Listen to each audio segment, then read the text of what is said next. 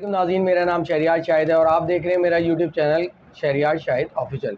नाज़रीन, US election हो गए हैं और सदर भी मुंतखब हो गए हैं। डोनाल्ड ट्रंप दूसरी दफ़ा सदर मुंतखब हुए हैं। अब बात यह है कि जो वो प्रोग्राम लेकर आए थे आवाम के आगे और आवाम ने उस प्रोग्राम के तहत उनको मुंतखब किया था, तो क्या वो उस प्रोग्राम पर अमल करेंगे? क्या उन्होंने जो वादे किए आवाम से वो वफा करेंगे या सिर्फ ये एक ड्रामेबाजी कहलाएगी? इन सब चीज़ों पे आज बात करेंगे और हमारे साथ मौजूद हैं बहुत ही मोअज़्ज़ज़ मेहमान जनाब मुइज़ुर रहमान साहब, जो कि एक एंकर पर्सन भी हैं, तज्ज़ियाकार भी हैं और बहुत अच्छा तज्ज़िया देते हैं यूएस इलेक्शन के ऊपर। उनकी बहुत अच्छी ग्रिप है। मुइज़, बहुत-बहुत शुक्रिया, आपने अपना कीमती वक़्त दिया मेरे प्रोग्राम के लिए। सबसे पहला मेरा सवाल आपके लिए ये है कि ट्रम्प ने जो अपना मंशूर या प्रोग्राम, हमारी ज़बान में मंशूर और वहाँ की ज़बान में जी, प्रोग्राम, ये अपना बिल्कुल। प्रोग्राम जो पेश किया था, तो आवाम ने उसको सपोर्ट की और वो सदर बन गए।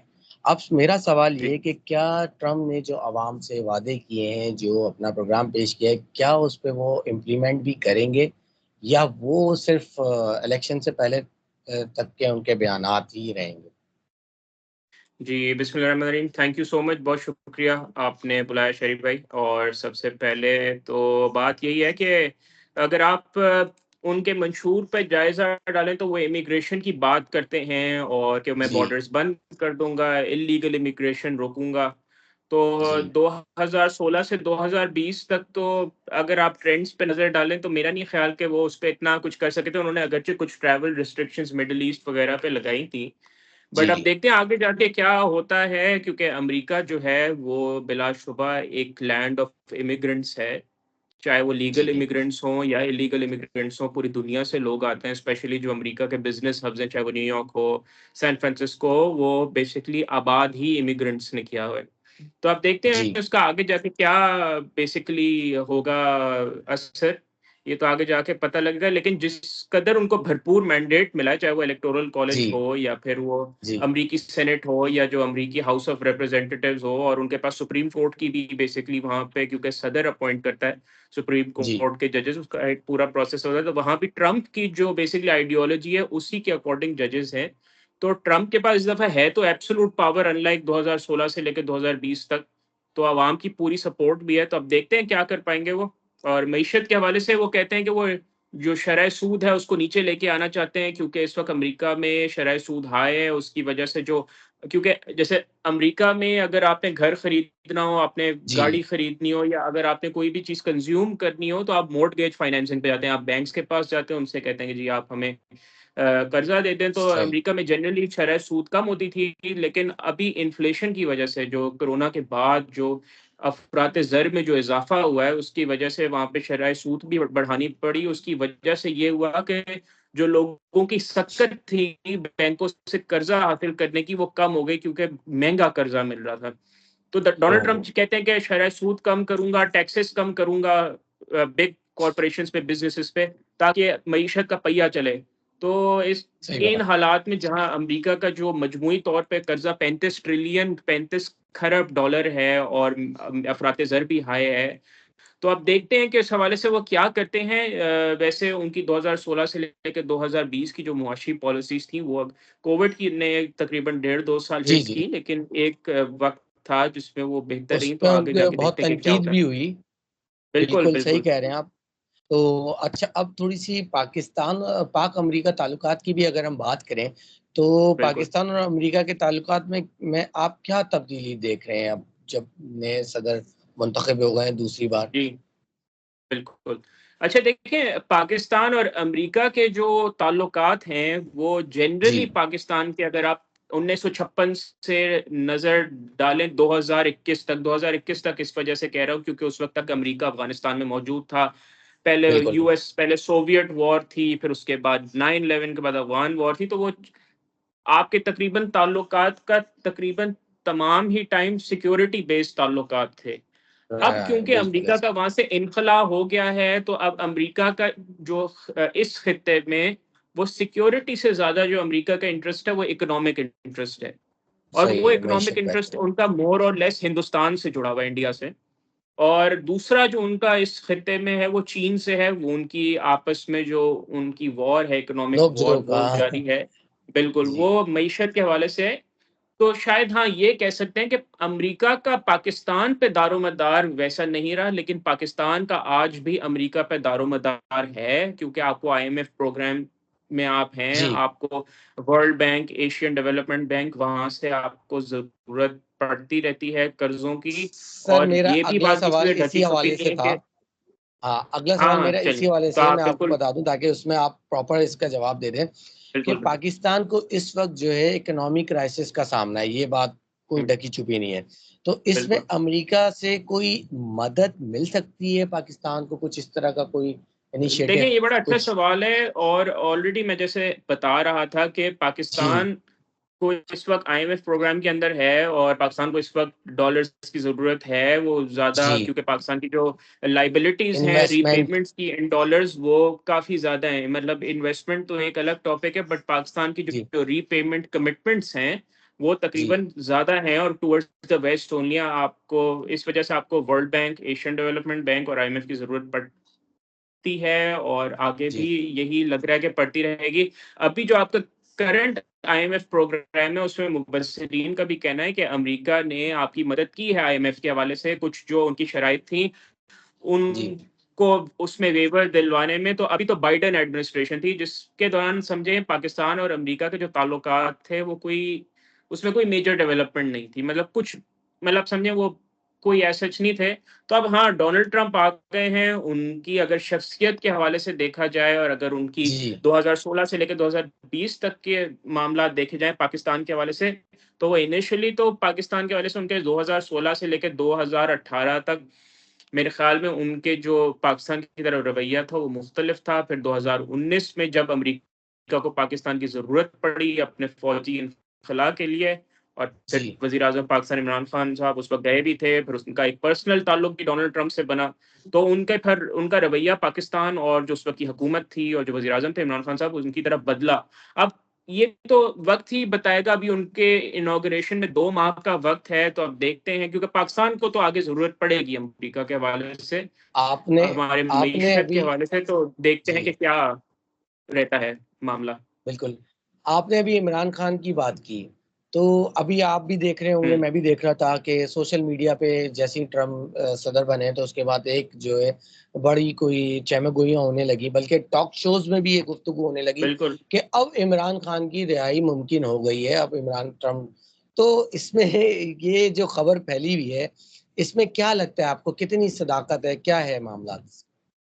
देखें, एक बात तो होती है पॉलिटिकल रेटरिक, और मज़े की बात है कि जो डोनाल्ड ट्रंप को पाकिस्तानी कम्युनिटी ने वहाँ पे वोट डाला है, जी। वो इसी उम्मीद पे डाला है कि वो आएँगे और वो शायद इमरान खान को छुड़वा लेंगे। ये तो वक़्त ही सही। बताएगा कि वो क्या करते हैं। हाँ, उन शायद कोई असर है, क्योंकि ये इस बात को तो कोई नहीं टाल सकता कि उनके इमरान खान से अच्छे ताल्लुकात थे, और जब वो खुद भी हुकूमत से निकल गए, तो उन्होंने 1-2 जगह ज़िक्र किया इमरान खान का, कि उन्होंने अच्छा। उनकी मुझे याद है अभी तक, एक जगह से वो खिताब कर रहे थे, तो उन्होंने कहा था कि जब मैंने अफ़गानिस्तान पे मदर ऑफ ऑल बॉम्ब्स गिराया था, तो मुझे प्राइम मिनिस्टर खान, और उस वक़्त भी उन्होंने एक हवाला दिया कि my friend one of the greatest sportsman करके उन्होंने कहा, जी। कि उसने पूछा, वो सरप्राइज़ रह गया। तो अब देखते हैं कि आगे क्या रहता है। ये तो अभी कुछ कहना कबल अज़ वक़्त है कि क्या असर रहेगा, लेकिन हाँ, अगर ये बात बिल्कुल भी ख़ारिज अज़ इम्कान नहीं है कि कोई रोल पड़ेगा। ये नहीं कह सकता कि क्या अच्छा। एग्ज़ैक्टली असर पड़ेगा, लेकिन मैं ये भी नहीं कह सकता कि कोई असर नहीं पड़ेगा उस मामले पे। अच्छा। अच्छा सर पाकिस्तान और चीन की इक़्तिसादी दोस्ती मज़ीद गहरी हो चुकी है, जो बात है। तो इसमें पाकिस्तान कैसे हुँ, नई अमरीकी क़यादत और चीन को साथ लेके चलेगा? क्योंकि आपको पता ही है चीन और पाकिस्तान के जो मामला ओह सॉरी चीन और अमरीका के जो मामलात चल रहे हैं, तो उसमें पाकिस्तान कहाँ पे स्टैंड करता है? देखें, अब मेरा ऑनेस्टली मेरा नहीं ख़्याल कि पाकिस्तान हाँ, इस तरफ ज़रूर स्टैंड करता है कि जब भी आईएमएफ के साथ आप बातचीत करते हैं, तो आईएमएफ जो है, वो आपके चीन के हवाले से जो कर्ज़ा जात की जो डिटेल्स है, वो ज़रूर माँगता है। और आईएमएफ में ये सबको भी पता है कि सबसे ज़्यादा स्टेक अमेरिका का ही है। तो शायद हाँ, इस हवाले से ज़रूर कोई ना कोई रोल पड़े, और अब देखते हैं कि डोनाल्ड ट्रंप की क्या पॉलिसीज़ चाइना के हवाले से रहती हैं। जहाँ एक कहा जाता है कि वो टैरिफ्स और उसकी वो चाइना से कोई उनकी इकोनॉमिक कशीदगी की वो बात करते हैं, लेकिन वहीं याद रहना चाहिए कि डोनाल्ड ट्रंप जब अपने दौर में चीन गए थे, तो उनका वो जो चीनी सदर है शी जिनपिंग, उनके साथ बड़ा अच्छा एक जी वो रहा था। तो आप देखते हैं आगे जाके क्या होता है। आइडियल सिचुएशन तो ये है कि पाकिस्तान, चीन और अमेरिका के दरमियान ब्रिज का काम करे, बट किरदार अदा करें। अच्छा, ऐसा पहले लेट्स भी सी हो कि चुका है आगे कि क्या होता है। पाकिस्तान ने हमेशा जो है अमेरिका और चीन के बीच में ब्रिज का ही काम किया है। ये हुँ, भी एक हकीकत है। तो बिल्कुल, अच्छा, एक और सवाल मैं आपसे पूछूँगा कि बिल्कुल। मशरिक़ वस्ता की जो जंग को रुकवाने में ट्रंप कोई अहम किरदार अदा करेंगे? देखें, उन्होंने तो कल जब अपनी विक्ट्री स्पीच की, तो उसमें उन्होंने सबसे पहले कहा कि I will stop all Wars. और यस। जो ट्रम्प को वहाँ पे बड़ा ओवरवेलमिंग मुस्लिम वोट पड़ा है, स्पेशली अगर आप मिशिगन की बात करते हैं, तो मिशिगन की एक जो काउंटी जी, है डियरबॉर्न, जो कि सबसे बड़ा वहाँ पे मुस्लिम वोटर बैंक है, तो वहाँ से डोनाल्ड ट्रम्प को बड़ा ओवरवेलमिंग वोट पड़ा है। बल्कि मैं अभी थोड़ी देर पहले ही डेटा देख रहा था कि मिशिगन में टोटल जी। 1,43,000 मुसलमान वोट हैं। और मिशिगन वाओ! में जो विक्ट्री का जो मार्जिन रहा था कमाला हैरिस और डोनाल्ड ट्रम्प में, वो सिर्फ 83,000 था। तो मुस्लिम वोट इस दफा पड़ा है, और इस उम्मीद के साथ कि डोनाल्ड ट्रम्प मशरकी वस्ता में स्पेशली गजा के हवाले से कोई किरदार अदा करेंगे। हाँ, ये नहीं है कि वो इसराइल को जाके उन पाबंदियां लगा देंगे। उन्होंने हमेशा जी, इसराइल के हवाले से उनके काफी स्टेटमेंट्स रहे हैं, लेकिन डोनाल्ड ट्रम्प का ये है कि वो मानते हैं कि अमेरिका को मुदाखलत नहीं करनी चाहिए किसी भी जंग में। तो जी, इस वक़्त इज़राइल के हवाले से ये है कि अगर तो डोनाल्ड ट्रम्प जो अमेरिका की इस वक़्त जो जिसकी वजह से कमाला हैरिस को मुस्लिम वोट नहीं पड़ा, ये था कि उनकी बड़ी जी, एक ओवरवेलमिंग हिमायत, जो गैर मशरूत हिमायत थी इज़राइल को जो गज़ा में जो मामलात हैं, अगर डोनाल्ड ट्रम्प उस हिमायत में भी कुछ उस पे नज़र-ए-षानी करते हैं, तो उसका जनरली इम्पैक्ट तो पड़ेगा, बट ये वक़्त ही बताएगा कि जो लोगों को उम्मीदें हैं जंग के हवाले से, उस पे क्या असर पड़ता है। क्योंकि हिस्ट्री तो है कि उन्होंने अफ़गानिस्तान से अपनी जो अफ़वाजें उन्होंने बाहर निकाल ली, और सीरिया वाली जंग में से जी। उन्होंने पुल आउट किया, और वो ये कहते हैं कि वो यूक्रेन वाली जंग रुकवाएँगे। उन्होंने ये भी कहा कि अगर वो सदर होते तो जो लबनान में इज़राइल के मामलात थे वो ना होते, या मिडल ईस्ट में वॉर ना होती। तो लेट्स सी कि आगे जाके क्या होता है। बस मुझे साहब आपसे आखिरी सवाल करूँगा, वो ये कि कमला हैरिस बिल्कुल। की नाकामी की वजह आपको क्या लगती है? देखिए, कोई एक वजह तो नहीं है, काफ़ी सारी वजूहात हैं। एक तो सबसे बड़ी वजह ये कि जो उनकी जो जमात है डेमोक्रेट्स, अगर मैं इसको जी, समराइज़ कर सकूँ, उन्होंने जो उनकी सपोर्ट बेस थी, उनको उन्होंने एलियनेट किया, उनको उन्होंने जी, जो है कॉर्नर किया अपने मंशूर से हट के।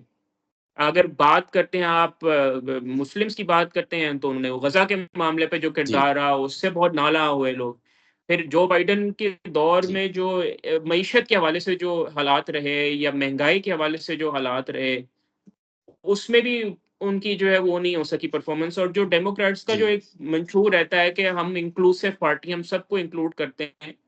तो मेन वजह यही है कि जो उनकी जमात का फेलियर लोगों को जो नहीं मुतमईन कर सका, तो एक वजह यही है उनकी कि वो बेसिकली अपने वोटर को निकाल नहीं सके। क्योंकि एक इंटरेस्टिंग वजह ये है कि डोनाल्ड ट्रंप ने अपना वोट इंटैक्ट रखा, और डोनाल्ड ट्रंप ने जो है जी, वो अपना वोट बढ़ाया भी, लेकिन जो कमला हैरिस है उनको पिछले 2020 में जब जो बाइडेन इंतखाब जीते थे, उसके मुकाबले में उनको 15 से 16 मिलियन वोट्स कम पड़े हैं। तो मतलब जी, 18% का कमी है, तो उनका वोटर फ़र्क है। नहीं निकला उस तादाद में। और उसकी बिल्कुल ये वजह मेरे ख्याल में अब एस्टेब्लिश हो गई है। अगर एक दफ़ा होता तो समझ आती, बट अब ये दूसरी दफ़ा हो रहा है कि कोई अमेरिकी खातून ने सदर का इलेक्शन लड़ा और वो नहीं जीत सकी। तो ये बिल्कुल सही, मुझे लगता है कि ये बात जो है ना वो सीमेंट हो गई है कि अमरीकी मुआशरा अभी भी किसी भी खातून को अपना सदर चुनने के लिए तैयार नहीं। क्योंकि मज़े की बात ये है कि इवन जो जी, व्हाइट अमेरिकन वुमेन थी, मतलब अमेरिका में इस वक़्त एक अबॉर्शन के हवाले से बड़ी कमला हैरिस की स्ट्रॉन्ग कैंपेन थी, क्योंकि वहाँ सुप्रीम कोर्ट ने अबॉर्शन को इल्लीगल करार दे दिया था, जो रो वर्सेस अच्छा, वेड का जो चल रहा था मामला।